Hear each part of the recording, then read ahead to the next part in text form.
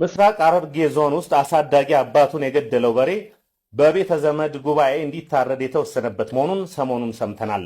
ዝርዝር ዘገባውን ሉሉ ሻርጉሴ እንደሚከተለው ያቀርበዋል። በዞኑ ውስጥ በደደር ወረዳ ጨፌ ጉርሙ ቀበሌ ነዋሪ የሆኑት ገበሬ ካላቸው ንብረት መካከል ለበሬያቸው ያላቸው ፍቅር ለየት ያለ ነው። ሌት ከቀን ከእርሻና ከየመንደሩ የሚሰበስቡትን ሳር የበቆሎና የማሽላ አገዳ እያሻሹና እየደባበሱ ይመግቡታል። እንደ እንስሳ ሳይሆን እንደ ልጃቸው እየተንከባከቡ ዓመታትን አስቆጥረዋል። ጥቅምት 14 ቀን 2003 ዓ.ም ግን የአሳዳጊውና የበሬው ፍቅር ባልታወቀ ሁኔታ ደፈረሰ ይላል ሪፖርቱ።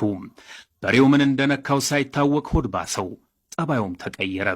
መከፋቱ ያልገባቸው ገበሬ በዕለቱ እንደተለመደ ሁሉ ማለዳ ተነስተው ቁርስ ይሆነዋል ያሉትን ቃርመው ወደ በሬው ይጠጋሉ። በሬው ክፉኛ ተለውጧል። ይህን ጊዜ በሬው አሳዳጊውን በቀንዱ ሰማይ አድርሶ ከመሬት ይቀላቅላቸዋል። ገላጋይ አልነበረምና ገበሬው ወድቀው ማጣጣር ይጀምራሉ። በሬው ግዳይ ጥሎ የሚመጣውን ይጠብቃል። እናም ገበሬው በደረሰባቸው የከፋ አደጋ ወዲያው ሕይወታቸው አልፏል። ባሳደጉት በሬ ሕይወታቸው ባለፈው ገበሬ የተበሳጩ ቤተ ዘመዶቻቸው ተሰባስበው ተቀመጡ። በሬው ተከሳሽ መሆኑ ነው እንግዲህ። እናስ በሬው ምን ይደረግ? ተወያዩ። በቃ ይታረድ።